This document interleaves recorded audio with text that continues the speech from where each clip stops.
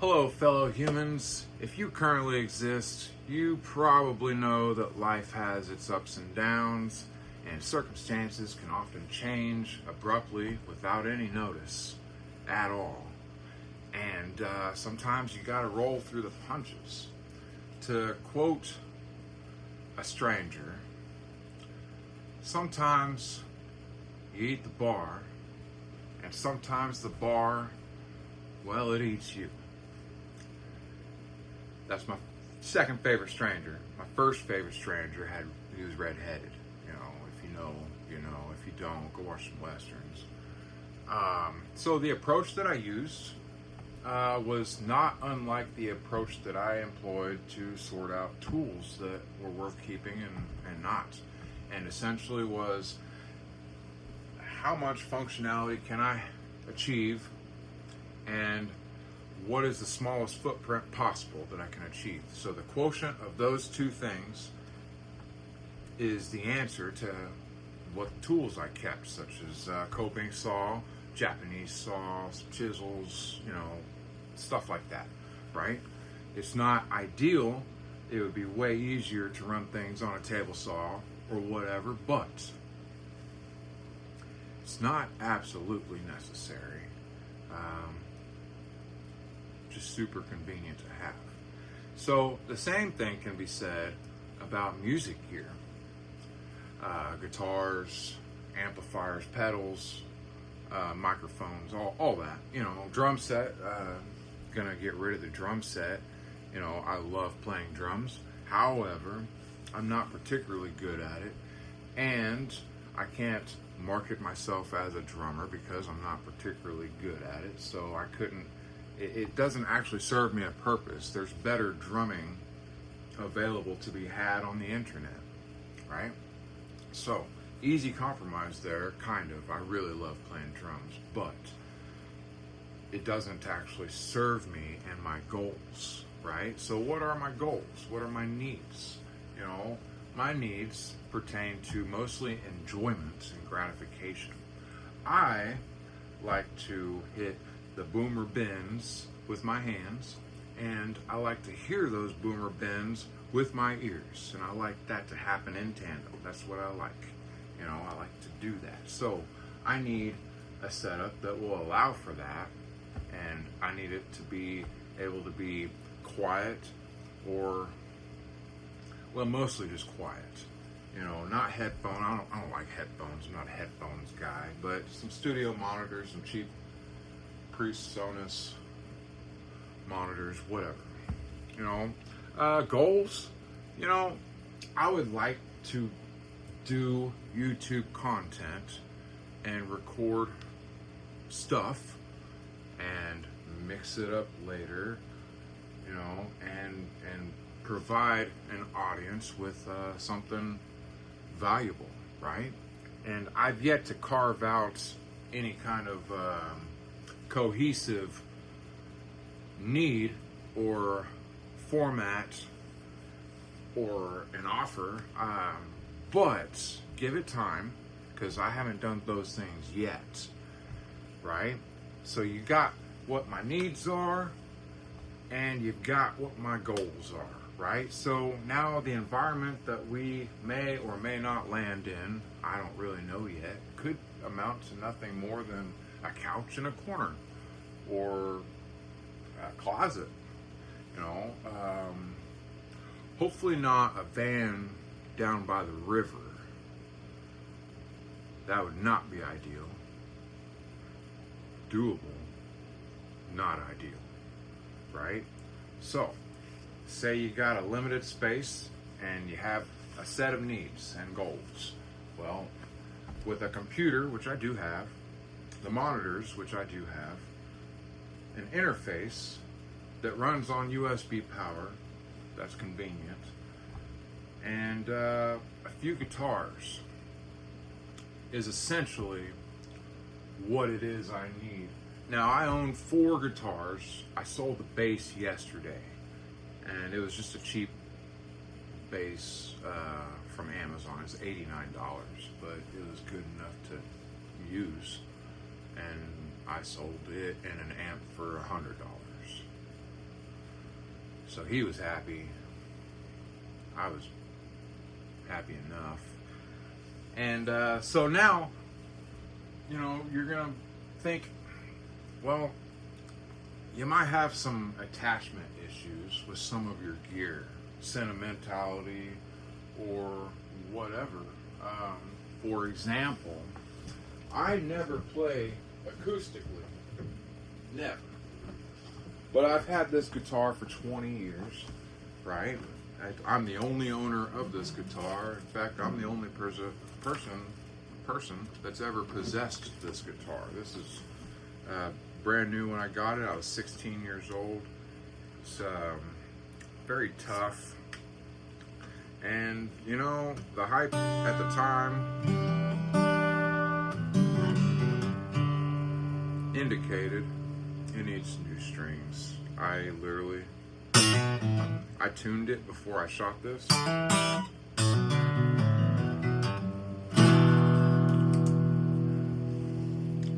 And I don't think it's had a string change in a few years.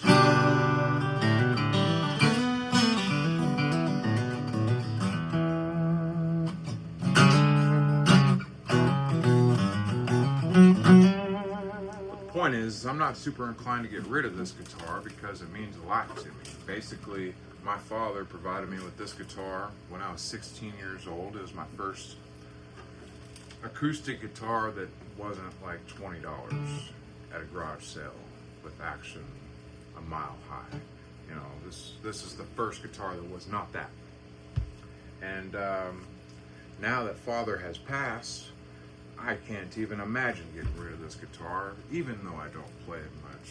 It's sweet. It's got the cherry back and sides, spruce top. You know, I butchered it. It's been thrown. I was a teenager when I got this guitar. Very confused teenager. And it has caught the brunt of a lot of that.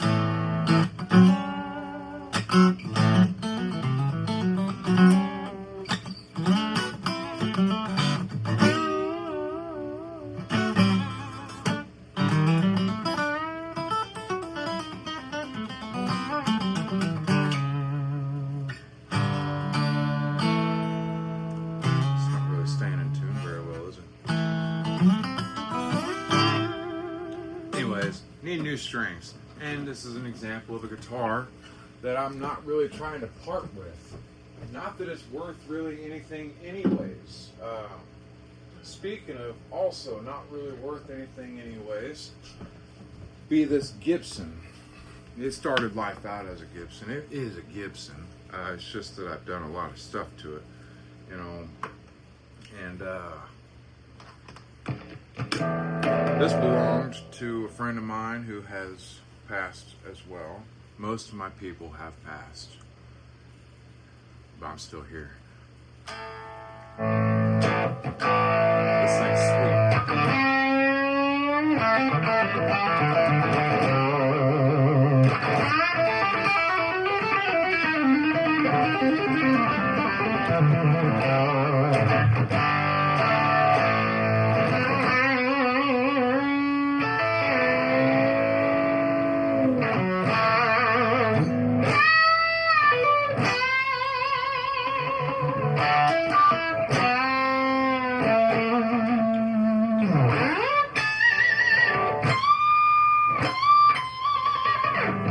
It does that boomery bend thing really well. It does all kinds of stuff pretty well, and it's a whole ass vibe, you know.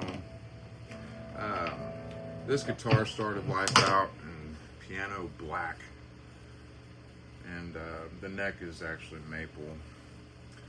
I hated that fact, so I strove to make it look like it wasn't maple. You know, all mahogany.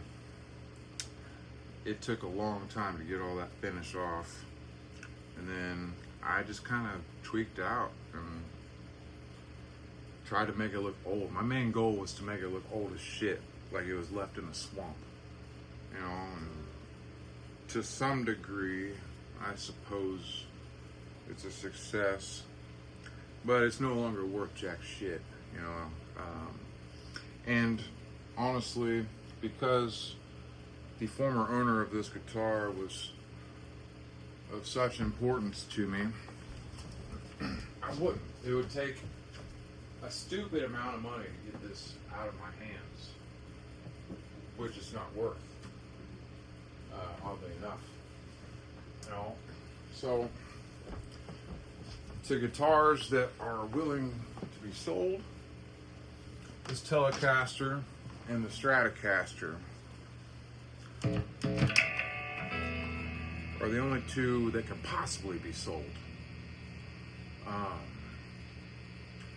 And ideally only one of them should be sold. Although if I sold the Tele and then had to sell the Strat, I guess I'd be fine with the Gibson, but that would not be ideal because I like to play a little different.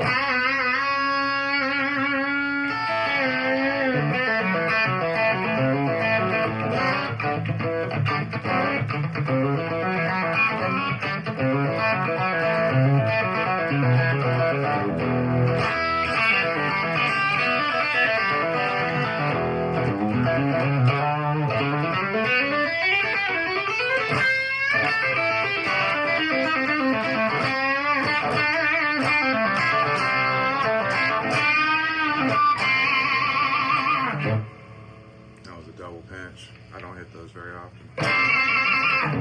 Anyways,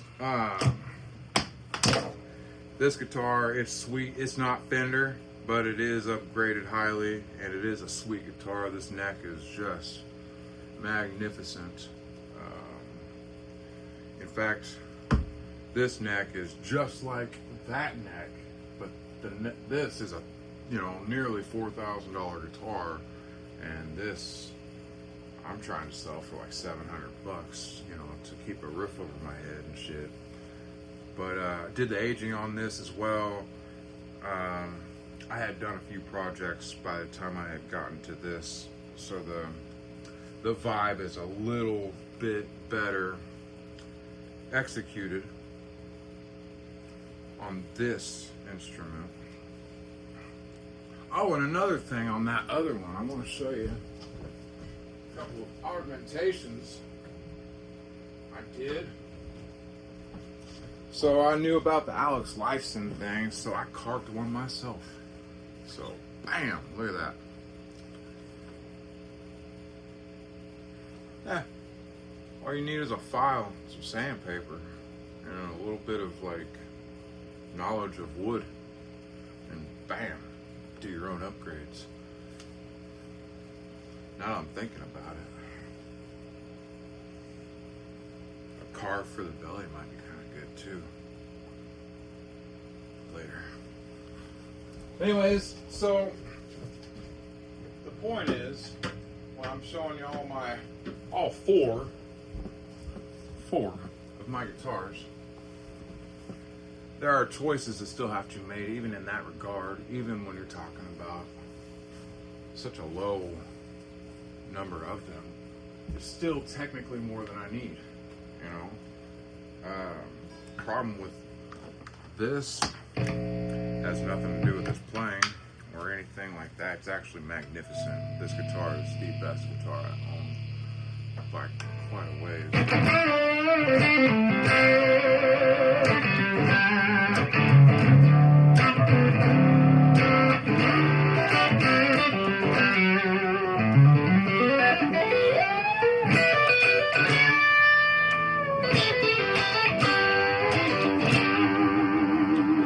Positions are just my favorite.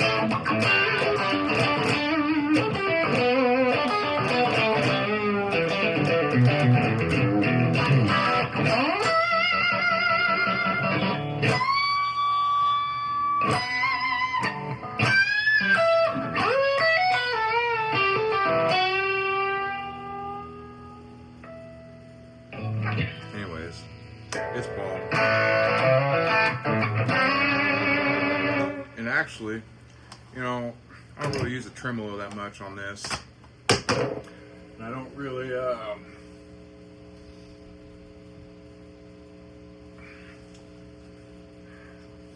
there's something about a single cutaway type of design that just feels better to me spatially.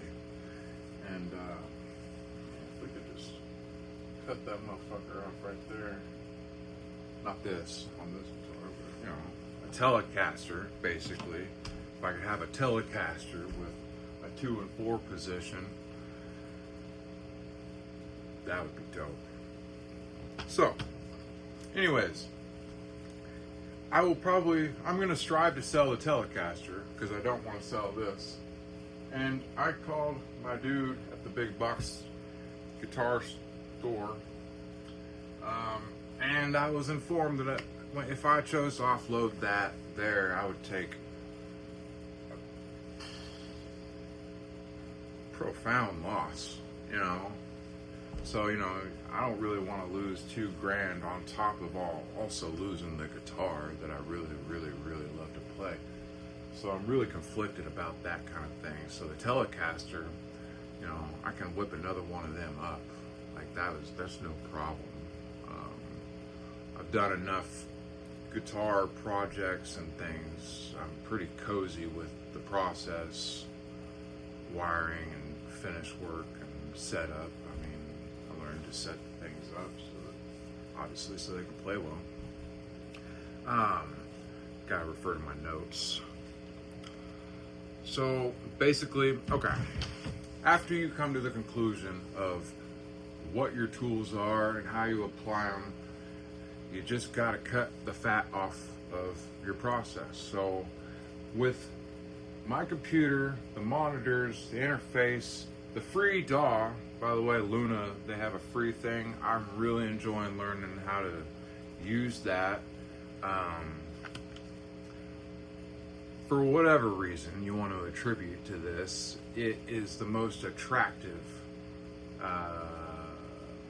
ecosystem to me. The user experience seems to be very cohesive, and yeah, I don't know. I think that I would like to plug into the universal audio thing as my primary mode of digital creation. Right now, I typically use this Waves plugin based on a PRS Dallas amp. I don't know if you remember them coming out some years ago. They were not cheap. I don't think there were very many as well, but it basically covers all my needs. I can get all the sounds that I want from just this one amp. Now, in saying that, the types of adjustments that this allows you to make is a lot like the John Mayer Neural plugin. I did a free trial of it, and it sounds fantastic. I have nothing negative to say about that. But the tweakability factor was impressive, and it is also impressive in this Waves plugin. I'm talking the bias, you know, the sag, you can the boost. I mean, you can even change the way in which it boosts and the shape of the EQ. It's really cool. You know, you can get these sounds quickly, you know, that shouldn't really be particularly related, and you shouldn't probably necessarily be able to turn one knob to achieve these things. I keep it on that one, but check this one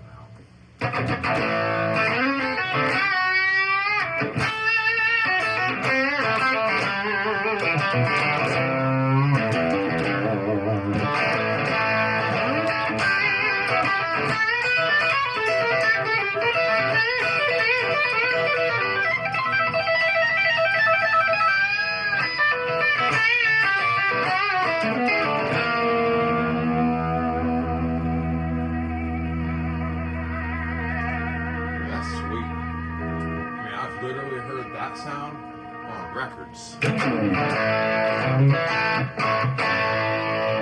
you go over here, It's a lot.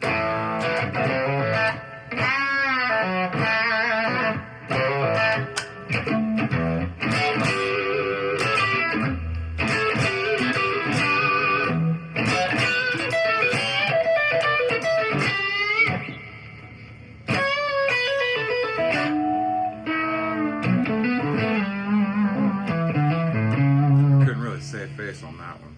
I straight up missed. But anyways, I never told you that I was a good guitar player. I just, said I play guitar. Kind of like drums. I like to drum, but I ain't a good drummer. That's for sure. And my favorite things about drumming is mostly the fills and stuff, and I can never land quite right off of a fill. I'm either half a beat ahead when I land, or it's just messy. I'm not a drummer. Not a vocalist. Not a harmonica player. Kinda. I have enough harmonica.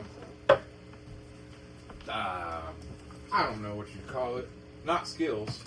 You wouldn't call it skills. I'll tell you that. But to a layman, I can play the harmonica well enough to make them smile. The kind of bluesy thing. It's up pretty loud here. There we go.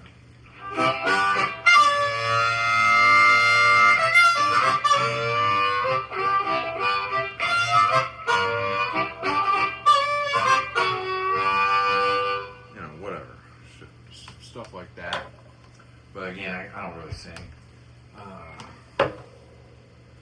Also, the plug-in works really good for that, in case you didn't know. Maybe you also do some light harmonica tinkering.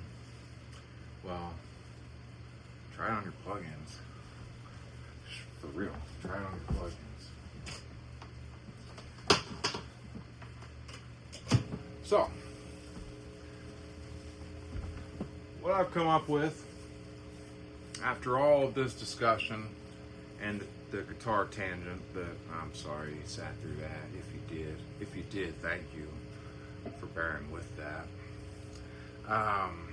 I decided that the answer to my problem was, so Luna, they have the free thing, yes. And they also have a pro thing, $150, yes. Now, if you already have a whole bunch of plugins and things of that nature, I don't. I have 2 plugins. I have Amplitude 5, which isn't serving me as well as it once did. And then I have 3 PRS amps, but the Dallas is the only one I play, right? So if you had a bunch of plugins, though, maybe you wouldn't really care to get the Pro. But what I did notice, that on the Pro, I wrote it down too. Check this out, it's on paper. I write things on lined paper still. That's what I do. My thoughts get all organized on notebook paper.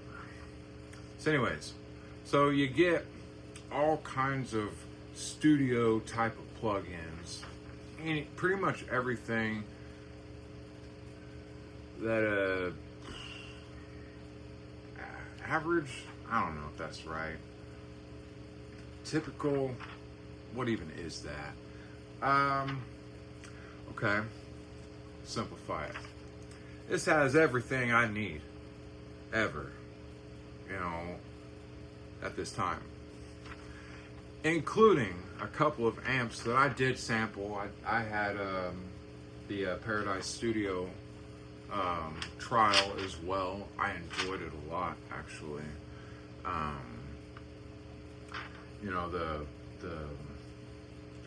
I got it thinking I was gonna have a blast with the Dumble amps, but actually I mostly played Fender amps. Like, that's what I liked. And even on the Amplitude 5, I am almost always playing through a Deluxe Reverb or Princeton Reverb or a Vibroverb, which was my favorite amp on the DSP, the John Mayer. You know, the Dumble things didn't really hit it for me, but that Vibroverb thing, that was it. That was it. I love that. And if I could have a real one of those, and it sounds really what they're, you know, I've never played a real one, so I have no idea. Maybe they suck. I doubt it. So anyways, that $150 Luna Pro comes with all kinds of things, plug-in digital things that will help you do all kinds of recording. And again, with recording things, you can make loops and practice to your loops and test out tonalities in different contexts. And you can really progress as a guitar player by utilizing those kinds of tools. And then while you're utilizing those tools, you can learn incrementally how to get better at recording and its many facets of that process. I'm not all that educated just yet. Power of yet. Don't forget the power of yet. Showtime 64. I mean, 100-watt Fender. I don't know if that's really something I would ever actually need in real life or digitally, but I bet I could get sounds out of it that I really like. You know, and a 63 top boost, the Ruby 63, and a Woodrow 55. Not 65, but the 55. So you can get all of those 3 amps, and I guarantee you I can satisfy myself with those 3 amps. Guarantee you. Especially in conjunction with, like, I do have a couple pedals laying around. I've got a Dynacomp. You know, everybody's got Dynacomp. TS9. Everybody's got TS9. I have this Donner LAX comp. It's like a $50 pedal on Amazon. I pretty much put it in front of everything. When I had the bass and the amp, it went between the bass and the amp, and it took a shitty bass and a shitty amp and made them sound very tolerable. Very tolerable. You know, and I use it on the guitar stuff. Like it made the harmonica sound pretty decent. All 3, 4. I did plug the acoustic in earlier, but I didn't change the settings, so it squealed like crazy. But notice though, I didn't change not a setting at all between all 3 guitars and the harmonica, and I was maybe not playing that well, but I was satisfied. Not with my playing, the tone, you know, my boomer bends, the thing that I like to hear, you know. So my point is with some plugins, some recording software, the monitors, the interface, the computer, and however many guitars, 4, maybe 3 here soon, whatever, I can do all the things I really need to do, you know. And what is it that I really need to do? Well, I like to entertain myself, and I do have the goal of creating better content than this. This is pretty rough, and I do apologize. If you've made it this far, you're kind of a champ, and thank you for that, because I'm not sure. I'm going to watch this after I get done filming it, and I'm going to laugh at myself and criticize myself and take a bunch of notes. And I'm really hoping that, because my limitations on being able to edit video at the moment, it will be solved at some point. At the moment, it is not solved, and that is why I'm trying to do these things in one take. And, you know, first off, I'm not a good communicator, you know, vocally. Give me a pen and paper, and I have more time to actually say the things. but you have to read the thing. I can't recite it to you, because then it's the same thing. I can't read straight, think straight, do you know, I'm just, you know, so it's going to take some practice to get my thing all together for you guys. And if you do stick around, I don't think you'll regret it. You might, I don't know. There's been channels that I've unsubscribed to. It's just like, damn, dude. So, but anyways, in closing, that is what I will do, because I am currently actually living this reality right now, is I will have this table that I've converted into like, well, I fashioned some little brackets to hold my speakers, wireless charger, inset, power strip on the side, so I can just plug the table into the wall and move the whole assembly around a little bit if I need to. Had half a mind to figure out a way to mount guitars on it too. I don't know if I'll do that, but either way, the footprint is you know, not much, 6 square foot at most if you include the speaker, you know, space. And with the drawer, I can get all my harmonicas, cables, pedals, the smalls, you know, things that I'll actually use, because that you know, coincides with the quotient of how much utility you can get divided by how much space you need. You'll be able to use it, right? Makes sense. So, anyways, I'm really hoping this video is decent, because I don't know if I can say this better than what I just did, but we'll find out.